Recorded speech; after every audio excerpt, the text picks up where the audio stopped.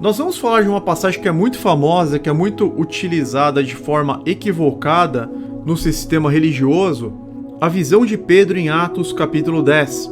Deus tornou limpas todas as carnes, será? Uma passagem frequentemente mal entendida é a da visão do apóstolo Pedro em Atos 10. Vamos ler os versículos 11 ao 13. E viu o céu aberto, e que descia um vaso, como se fosse um grande eleiçol, atado pelas 4 pontas, e vindo para a terra, no qual havia de todos os animais quadrúpedes, e feras e répteis da terra, e aves do céu. E foi-lhe dirigida uma voz: Levanta-te, Pedro, mata e come. Olha lá, então chegou um lençol com todos os animais quadrúpedes, feras, répteis da terra, devia ter até cobra, lagarto, aves do céu, deveria ter urubu, e de repente, levanta-te, Pedro, mata e come. Vendo-se diante de animais impuros, a resposta imediata de Pedro foi, Atos 10, 14, de modo nenhum, Senhor, jamais comi algo impuro ou imundo. Pedro ele toma um susto e ele fala para Deus, não, Senhor, de modo nenhum, jamais comi algo impuro ou imundo. Isso ocorreu 3 vezes. Só um parênteses aqui, meus irmãos. Se Jesus tivesse realmente liberado a ingestão de qualquer coisa que se mexe, por que Pedro falou que nunca comeu nada desse tipo? Aqui já cai por terra que Jesus ele fez a liberação. Meio evangélico protestante, eles pregam a mesma coisa que os chineses, né? Não, você pode comer de tudo. O que entra pela boca não importa. O que entra pela boca não deixa. Eles falam assim, né? Os evangélicos protestantes. O que entra pela boca não deixa o homem impuro. Só que Jesus ele falava isso no contexto do lavar das mãos. A gente vai estudar isso na semana que vem, tá? Porque é claro, se você comer um baiacu, você morre. Se você comer uma barata, vai ser algo totalmente nojento. É claro que você vai ficar impuro. Sangue, se for assim, você pode beber sangue. Nesse contexto aí, os chineses estão certos nesse contexto, que você pode ingerir qualquer coisa. Não é assim. Uma grande prova é que Pedro falou que jamais comeu essas coisas. Pedro ele toma um susto, né? E ele andava com Jesus. Se Jesus tivesse falado o contrário, eles teriam comido. Muitos leitores que não terminam de ler o relato podem acabar sendo enganados, achando que Deus teria dito a Pedro para comer as abominações. Porém, se lermos cuidadosamente, veremos que Pedro não entendeu dessa forma. De fato, ainda depois de vê-la 3 vezes, Pedro estava duvidando entre si acerca do que seria aquela visão que tinha visto. Está escrito bem assim, Almeida Corrigida Fiel, Atos 10, 17. Então eu peguei várias versões. Eu peguei várias versões do versículo 17. Na Almeida Corrigida Fiel, Pedro estava duvidando entre si acerca do que seria aquela visão.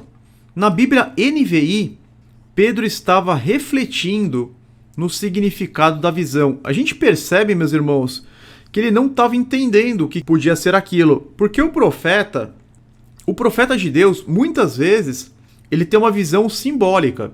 Ele vê uma besta, né? Que nem aquelas visões de Daniel, as visões do livro de Apocalipse.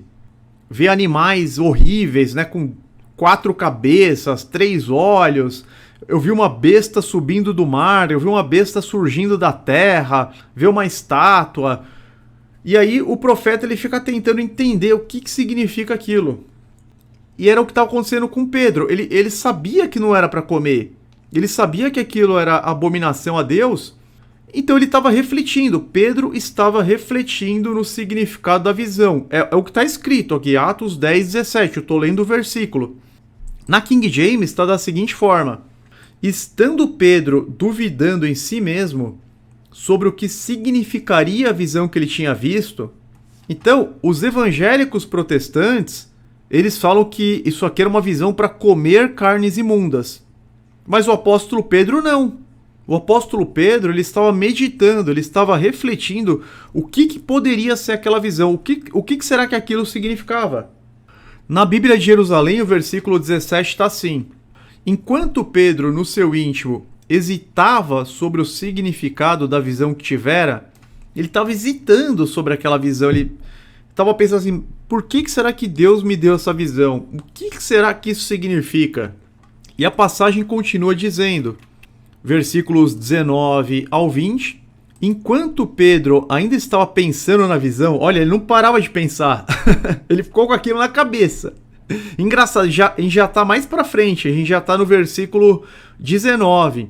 Enquanto Pedro ainda estava pensando na visão, o Espírito lhe disse, o Espírito Santo, Simão, 3 homens estão procurando por você. Portanto, levante-se e desça. Não hesite em ir com eles, pois eu os enviei. Versículo 24. No outro dia chegaram a Cesareia. Cornélio os esperava com seus parentes e amigos mais íntimos que tinha convidado. Mais tarde, Pedro entendeu o exato significado da revelação, da visão. Então, o que era aquela visão? Pedro ele foi entender mais tarde. Nós sabemos que Cornélio era gentil e que todos os seus parentes e amigos eram gentis. E Pedro explica o que era aquela visão nos versículos 27 e 28. Conversando com ele, Pedro entrou e encontrou ali reunidas muitas pessoas e lhes disse: vocês sabem muito bem que é contra a nossa lei um judeu associar-se a um gentil ou mesmo visitá-lo.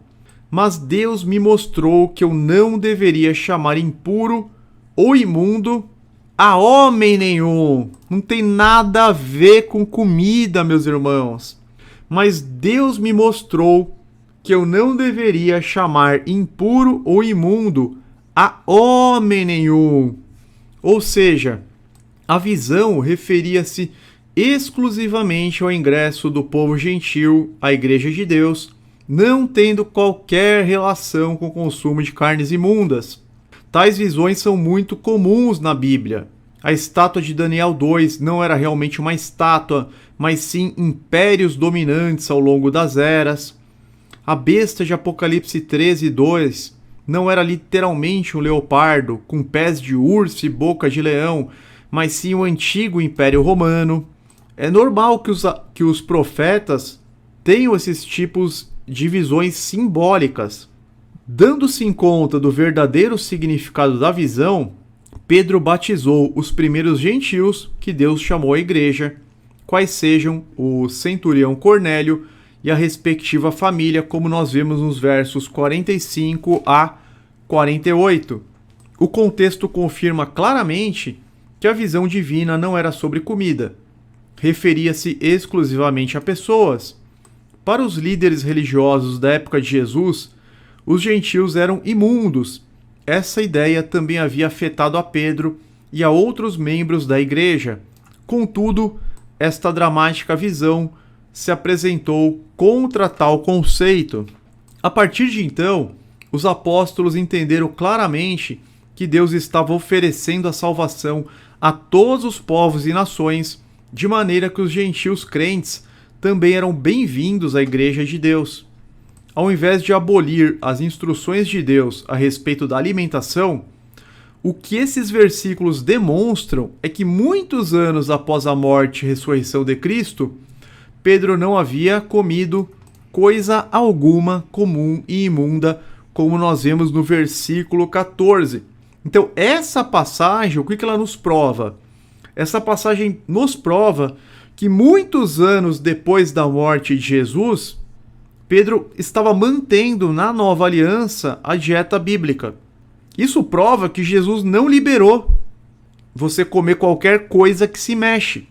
Porque se Jesus tivesse liberado, Pedro não teria tomado esse susto e não teria falado para Deus que jamais comeu. Eles iriam comer até juntos, né? Ele comia na mesma mesa que Jesus. Se Jesus foi lá nos fariseus, no começo do evangelho, falando, não importa o que entra pela boca, se isso fosse com o propósito de você poder comer qualquer coisa, eles estariam lá comendo cobra, estariam comendo rato, normal.